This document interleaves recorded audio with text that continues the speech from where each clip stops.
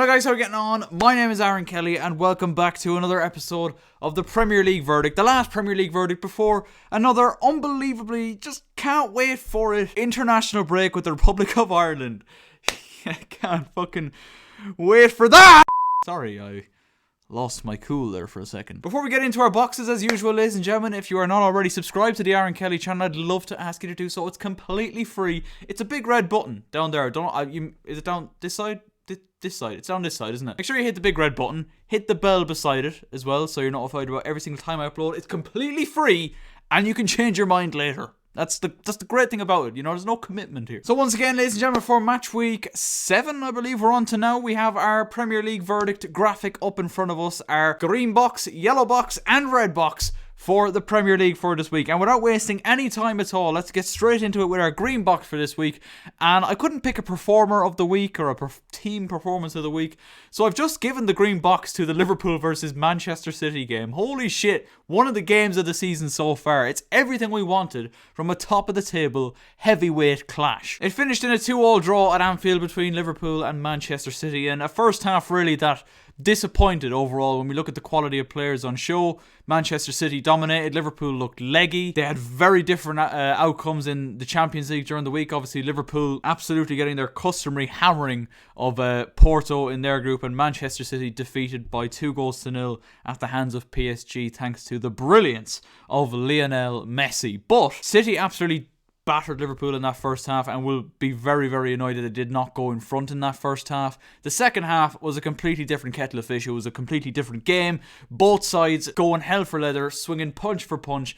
It was a fantastic spectacle. Sadio Mane's 99th Premier League goal given Liverpool the lead, latching in on the end of a through ball by Mohamed Salah. Phil Foden, who was having an unbelievable game prior to this, then equalised for Manchester City. Then one of the goals of the season so far, and it's from the best player in the Premier League, okay? Leave your little comments down below. Who do you guys think is the best Premier League player? Best player in the league? I want to hear it, because for me, there is no doubt in my mind, from a non-biased perspective, that Mohamed Salah is the best player in the Premier League by... I actually don't even think there's a close second. And this goal typifies this. Lionel Messi-esque. Ball rolls away from Bernardo Silva, then pretty much does what Messi did to Jerome Boateng all those years back to Aymeric Laporte. And as if he couldn't better that, he smashes it into the corner, into the side net, and on his right foot of all things, to give Liverpool the lead again. But not too long after that, Phil Foden again heavily involved, and Kevin De Bruyne smashed Manchester City level. A heavy deflection off Joel Matip on the way through. But this game gets the green box this week because it was everything I would have wanted from a top of the table clash. And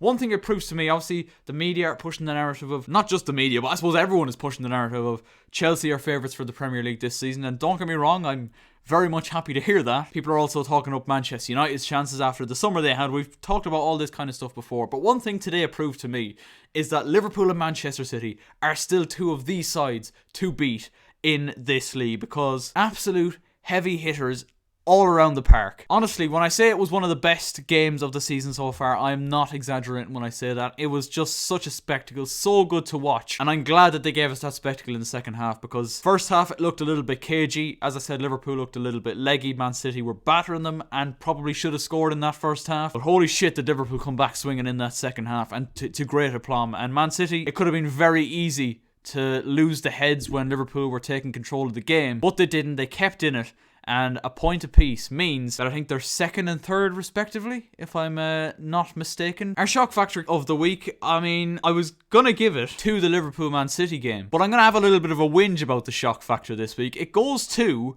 Martin Atkinson. And listen, it's weird seeing a ref in the yellow box, isn't it? But I'm all here for it. Martin Atkinson with one of the worst refereeing displays I've seen in a long, long time in the Chelsea-Southampton game. Now look, all ended well in the end. Chelsea beat Southampton by 3-1. Trevoh Chalobah once again scoring at Stamford Bridge to give Chelsea the lead. But then, this is why Martin Atkinson gets the yellow box this week. There's a massive scramble in the Southampton attacking third. Azpilicueta ends up crossing it, comes all the way across to Hudson-Odoi. He whips it back in, and Timo Werner heads in what should have been Chelsea's second goal of the game, but it was pulled back for an Azpilicueta foul, I think on Kyle Walker-Peters, I'm not quite sure. It was an absolutely ridiculous decision by Martin Atkinson, and I'd be far more livid about it right now if Chelsea had not gone on to win the game. But of course Mike Dean was in fucking VAR as well, of course he was. I thought the Premier League were looking to stamp out like little niggly fouls here and there like that one. Like that, yes, there's a little bit of contact by Azpilicueta on Walker-Peters, but for me, nowhere near enough to warrant a foul being given against Azpilicueta. And it looked like that was going to be a really defining moment in the game when Chelsea conceded a penalty, Chilwell fouling Livramento, Ward-Prowse makes it 1-1, and then another turning point in the game. And Southampton will feel a little bit hard done by this, but to be honest, Chelsea were very hard done by in the first half with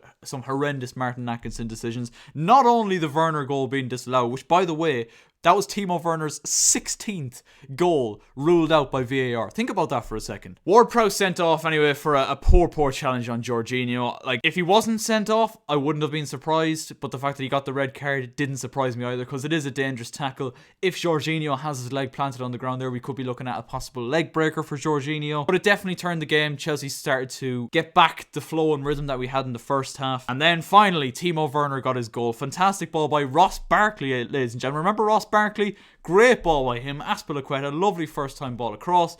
Timo Werner taps it in before Ben Chilwell adds Chelsea's third, getting redemption for giving away the penalty. And Chelsea are top of the Premier League going into the international break and making up for what was a poor week last week, losing to Manchester City, then losing to Juventus in the Champions League as well. But there was just a lot to like about Chelsea's performance the weekend. A lot that was different to the other performances, the previous two that I mentioned, Juventus and Man City. Far more fluidity, far more excitement in the team, and that was due to the changes that Thomas Tuchel decided to make, and hats off to him for that. Ruben Loftus-Cheek coming in, Trevoh Chalobah being brought in as well, and of course Callum Hudson-Odoi, who I thought had an excellent game on the left wing. Timo Werner starting and played a star role. Timo Werner coming in as well, playing a star role, not only getting the goal, but I say this time and time again, I do genuinely think Chelsea are a far better team when Timo Werner's in the team. And I think a lot of people will call me delusional or think I'm sounding like an absolute idiot right now, but it's just my opinion, lads. But Timo got his deserved goal. Martin Atkinson gets the yellow box though for this week. And our stinker of the week then for match week 7, I'm actually going to give it to Ole Gunnar Solskjaer. Now, I know Manchester United didn't lose to Everton, but a 1-1 draw at home against Everton isn't a great result. I know Everton have had a really good start to the season. I think they have 14 points so far, like a very, very good return. Rafa's made a really good start there. But like Ole Gunnar Solskjaer just keeps scraping by, doesn't he? And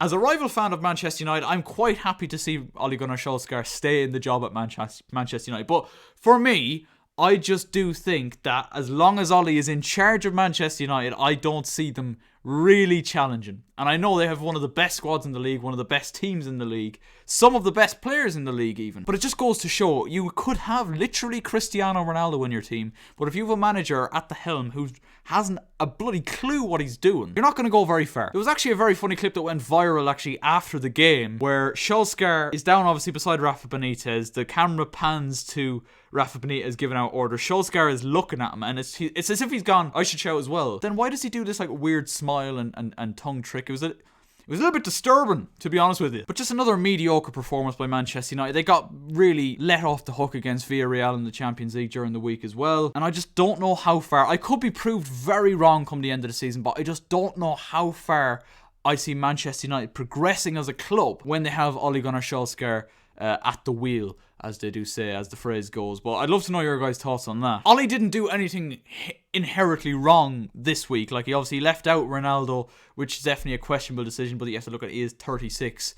You have to do, even though he is Cristiano Ronaldo, is an absolute specimen of a man, you got to manage his minutes. Like Chelsea are looking at like that with Thiago Silva at the minute. He's just turned 37. Players at that age, no matter how good they are, you've got to manage their minutes. And I can understand why Ole's not started them. But yeah, anyway, Man United fans, I'm rambling on a little bit now. Let me know your thoughts on Ole in the comment section down below. Obviously, a lot of United fans will love Ole Gunnar Solskjaer because he's Ole Gunnar Solskjaer. And I get that. I really do get that. I had the same feeling with Frank. It would hurt for some Man United fans to let him go. But at the same time, you got to look at that well-being of the club, and that's what Chelsea looked at. They had no problem sacking Frank Lampard to bring in Thomas Tuchel. Look at the success that's bringing Chelsea are now top of the table. I know you don't win anything by being top of the table in October, but he has won a Champions League as well. So the big decision has to be made by the Manchester United board, and I think they need to get Ole out as quick as possible. Even though Man United haven't made an awful start to the season, like they're still only a couple of points off the top, still comfortably in the top 4. Like, they've not had an Arsenal or a Tottenham start to the season. But yeah, anyway, rambling on, I'm going to leave it there. Let me know your thoughts in the comment section down below, lads. Leave a like on the video if you did enjoy it. And as I said at the beginning, subscribe if you are new. Let's get 500 subscribers before the end of the year, lads. We can do it. That's a bit aggressive. Anyway, I'll chat to you next time, lads. Good luck. I've been trying to find a way to